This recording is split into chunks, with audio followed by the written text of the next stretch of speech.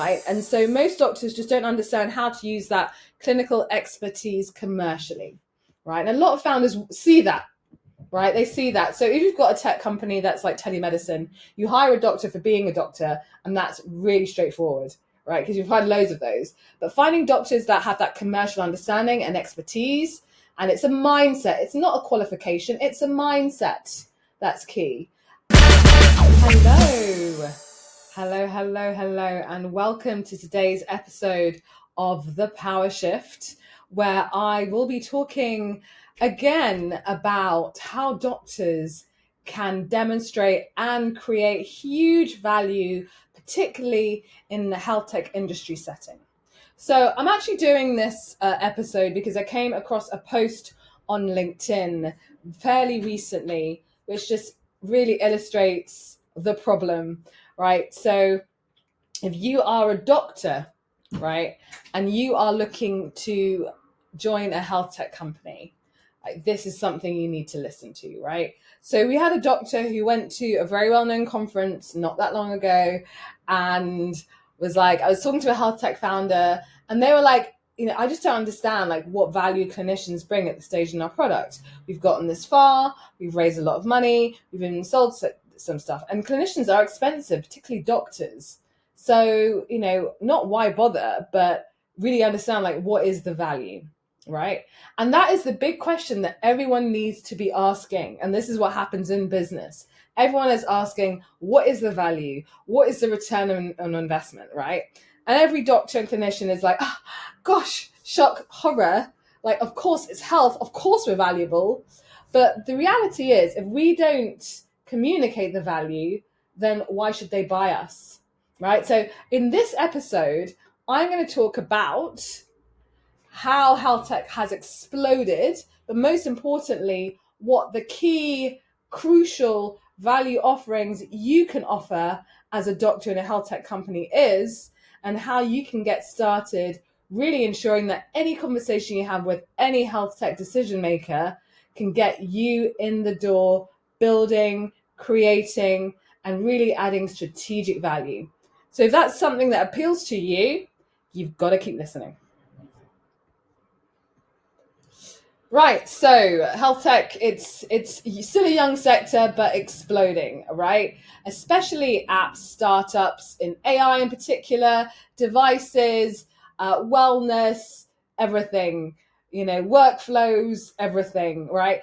And if you've noticed, like who are founding these companies, like the vast minority of them are actually clinicians. Most of them are engineers, they're techies, they're business people, they're people that are just generally passionate about a topic or health.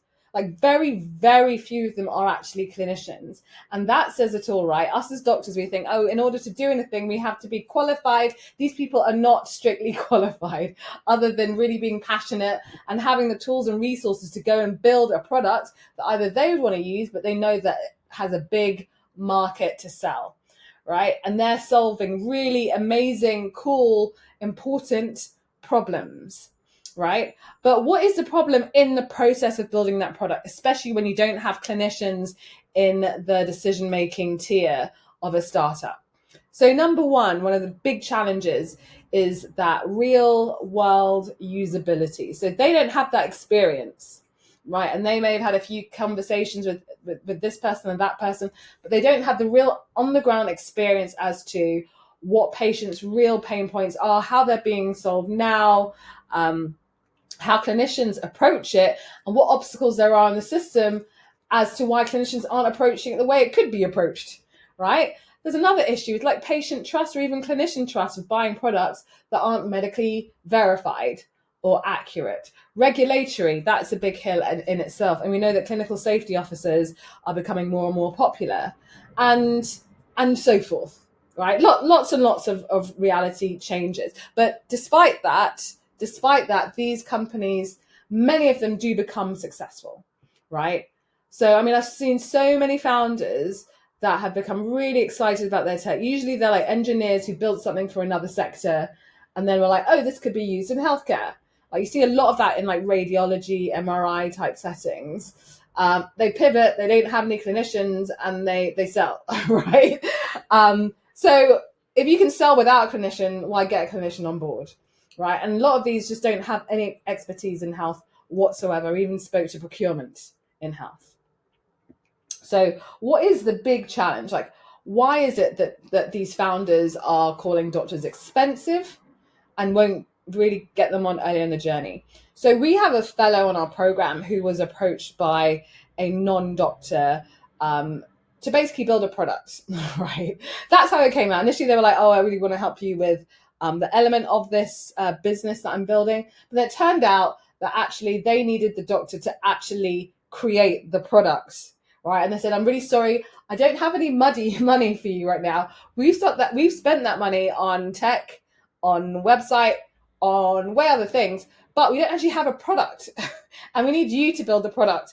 And we can't pay you right now, but do you want to come on and get some equity?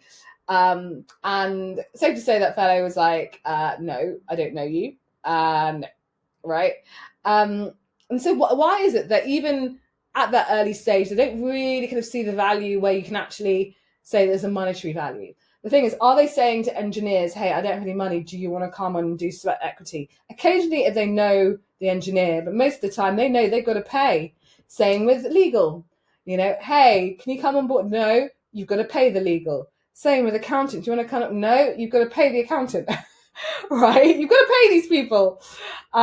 So yes, you know, there are a lot of budget constraints at the beginning of a journey, but why is it that founders see doctors as really expensive advisors and not integrated team players?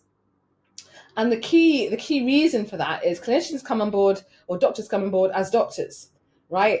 Nothing's different other than we're giving medical advice as to whether your product will work or not, or we're going to give you some content, or we're, you know, advise you on whether you can shape this product. But doctors rarely come on board unless they've had previous experience understanding like business, understanding how to build a product in a business that you can actually sell. So it serves the patient need or the clinical need, and it sells and it's scalable, right? And so most doctors just don't understand how to use that clinical expertise commercially, right? And a lot of founders see that, right? They see that. So if you've got a tech company that's like telemedicine, you hire a doctor for being a doctor, and that's really straightforward, right? Because you've had loads of those. But finding doctors that have that commercial understanding and expertise, and it's a mindset. It's not a qualification. It's a mindset that's key. And the reality is a lot of doctors, as nature is how we got here, we're academics. We're not highly innovative. We didn't grow up in a system that allowed us to innovate freely, right? And it's so important that you realize that is the gap that's happening right now. And the worry I have is that gap is going to continue to widen, where you've got clinicians being clinicians, you've got health tech founders being health tech founders, and there's no one really to bridge that gap seamlessly. Because at the end of the day, that integration, that like intersection is key in how our health care develops for the future, right? So what's the cost of not having a doctor? So we've seen lots of successes with companies that don't have doctors, at least early on. But there's actually a lot of wastage in that journey. There's a lot of time spent in that journey. And we don't see the companies that don't succeed, right? Because they don't succeed, right? So there are so many startups that you'll never hear of because there was like no clinical input at the beginning. They weren't able to raise any money and kaput, right? Regulatory is a big blocker for a lot of these companies. Something you just can't overcome without a clinician or a doctor. And these are challenges that can absolutely be prevented if you get someone at the beginning. For example, we have a fellow who advises VCs, investors on their investments to say, hey, is this a medically credible product that the NHS would buy or the healthcare system would buy, or is it not? Right? And so they're literally, yes, it is, or no, it isn't, right? Saving these investors millions and millions and millions of dollars or pounds, right? So, but the reality is, what you'll see is that most investments, most VCs, most private equity do not have a clinician or a doctor at that stage to be like, yay or nay. Isn't that a bit shocking?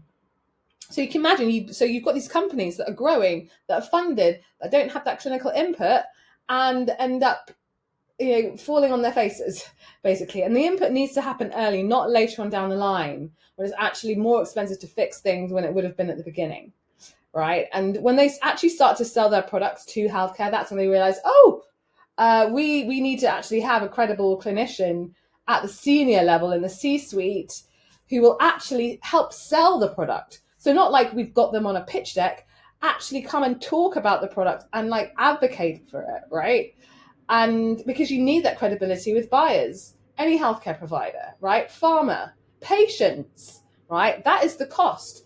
And the cost is millions as a minimum, So I want to talk to you about if you come up with resistance, where health tech founders like, I don't really understand what value you're going to bring. I'm going to give you some key 3 crucial value offerings that you need to be clear on for yourself as what you will be bringing, regardless of the role, to a health tech company.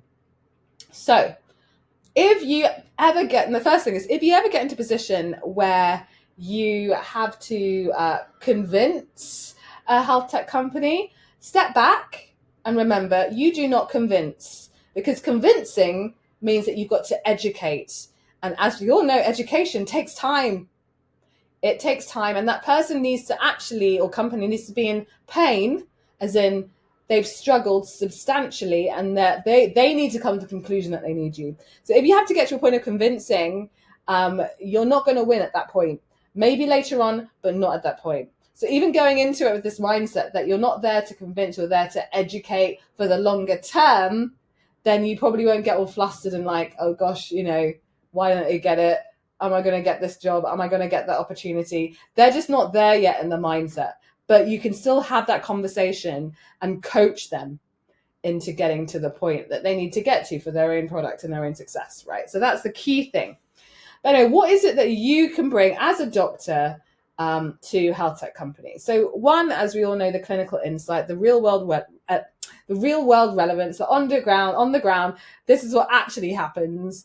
This is what GPT says, but this is what actually happens. The workflow, the reality of who actually does what, the patient journey from end to end, the risk associated with the clinical practice, and the risk associated with building something that no one is going to use, right? So no founder wants to be the one who built the shiny app that does everything that no one is going to ever use, right? A doctor will be able to tell you this is actually going to be adopted. This is actually really valuable. This is actually what our patients will need. And remember, doctors pretty much tell patients, okay, I see you've got a problem. This is what we prescribe. And generally, most patients will take it because, that's why they go to the doctors. They want to get advice, right? So that's really important to doctors. We have a lot of power, right? We have a lot of power that we are completely leaking out of our ears right now. So number 1, the clinical insight. 2, it's that credibility and that trustworthy factor, right? So we are not regulated for no reason, right? And this is one of the things. We're regulated every year. We have to do an appraisal. We are trustworthy citizens, right? And so we're trustworthy in industry amongst investors, healthcare provider buyers, NHS buyers, other clinicians. Having a doctor is like trust. This must be good trust. Like we work with medical accuracy companies who work on SEO, and they heavily invest in having doctors medically verify their articles, right? That's just what they put online because it gives them more credibility and find-worthy factor online, right? And then people are more likely to buy their stuff, right? It all comes down to money at the end of the day.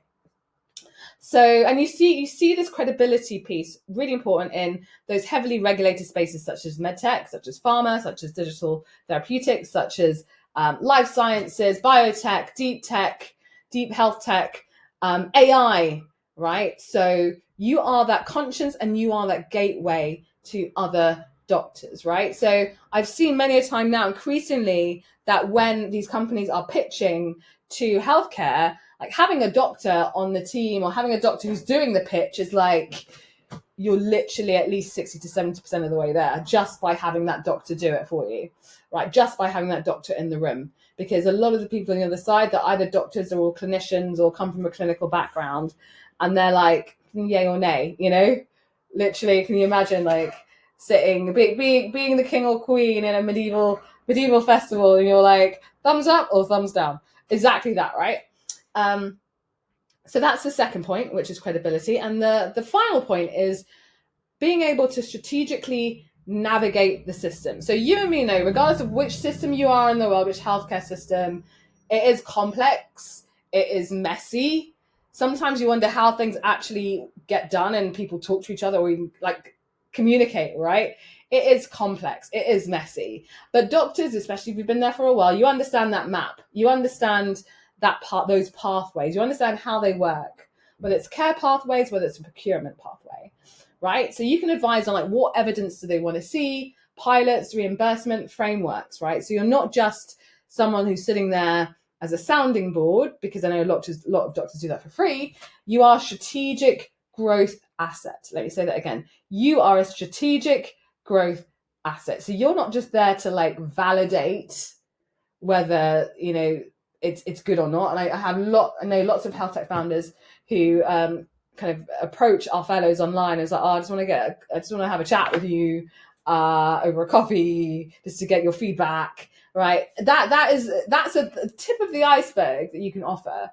And even if you're doing that for free, you know there's going to be a lot of real value that you can offer beyond your just opinion on the day, right? It's about scaling smarter, leanly, because there's not much money going around in the funding world at the moment, and really achieve that growth, right?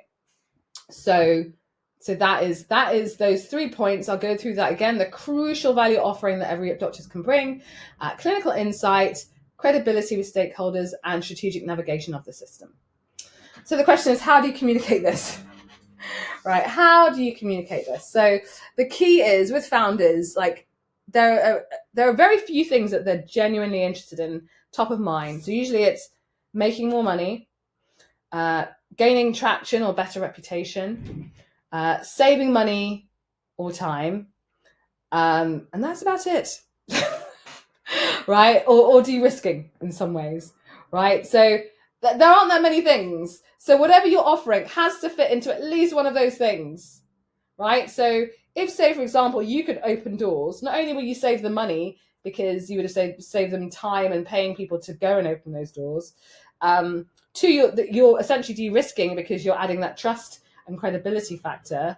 And 3, you'll probably get the money more quickly for them, right? And the value of their product will go up just because your association, just for your association, and you can open doors for them. And so don't forget that opening of doors is hugely valuable and should be paid for. And a lot of doctors will do it for free, right? Not realizing that door opening can then lead to millions, right? So when you're having those conversations, it's always really important that you focus on the outcome. What is the outcome you can bring a founder, right? So just say, I can help you increase the valuation of your product. I can help you sell your product. I can save you time on building your product.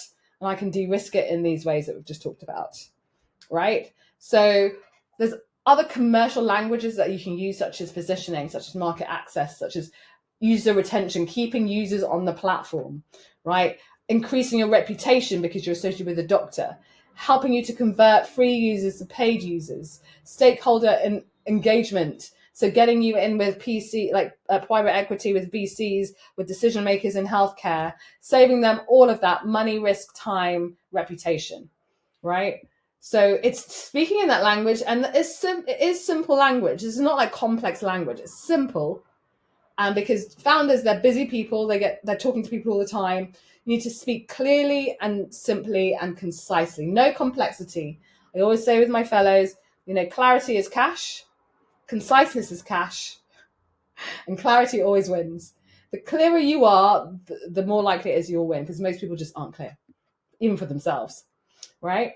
And the final bit is like, don't wait to be invited or given a job or given a role, because most health tech founders do not know how to work with doctors. I'll say it again. Most health tech founders do not know how to work with doctors, right? So what does that look like? And I've said this before. It looks like they're like, I'm not sure how to work with you. I really love what you'll do. And then the doctor's like, oh, I really love your product. Do you have any roles for me? And they're like, no, I don't really have any roles for you, but I love you. And then like nothing happens, right? So at the end of the day, this is why I'm such a fan of becoming an entrepreneur or getting into consulting or advising, whereby they might not be ready to have you like in a fully fledged full-time role, but they may be ready for you to do a project, or maybe ready for you to do something that gets you in the door and gets that working relationship and earning capacity started, right? So don't wait to be invited. Don't wait for an opportunity to come up. Don't wait for a job ad. When that happens, you're too late. So, but be prepared to have these conversations with founders with confidence. And also, package your value into an offer, right? And it doesn't have to be the all singing and dancing for a year, 2 years offer. It could be a small micro offer, like one of my fellows sold a package for a day's worth of consulting at $3,000. Or it could be 3 months consulting another one of our fellows at 40K. It could be longer than that. It could be a retainer that's ongoing. But you want to start with something that's small, simple, gets your foot in the door, and then you can build up from there. So I'm sure that you've heard quite a number of nuggets in this episode on how to convince a health tech founder. So at the end of the day, don't be convincing. When you convince, you're not going to win. You need to start gently educating and really demonstrating your premium positioning, your value first positioning, and use one of those 3 crucial offerings that every doctor brings, which is clinical insight, credibility and trust, and the ability to strategically navigate the system and open doors. Learn how to actually speak to a founder about this, and don't come at it I'm going to sit down and teach you. No teaching is needed. The founders need to get to a point, unfortunately, this is the reality of it, need to get to a point where they hit those blockers, right? So remember, if founders have gotten to where they've gotten to without you, why would they want to pay for you? Unless they're forced to. So usually regulatory, usually they're struggling to fundraise, or other issues to do with the quality of the product or retention or even competition, right? It's only when they struggled that they then will say, okay, we need to get doctors involved, right? Only when they struggled. So if they're not struggling, you're not going to win because the pain is not there. But be there, keep in touch, keep pushing on that doors, and once they get there, you will be the first one they will call.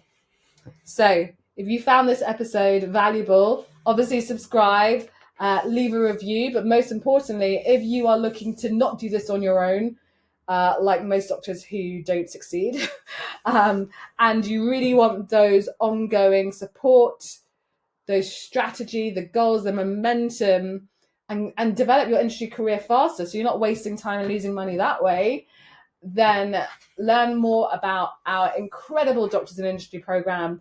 Go to drsindustry.com/elevate, and you will get to speak to one of our team who will really get to the deep depths of where are you going in your career, what are your challenges, and how can we help you get there with our program. So lots of exciting things to do, and I'll see you in the next episode.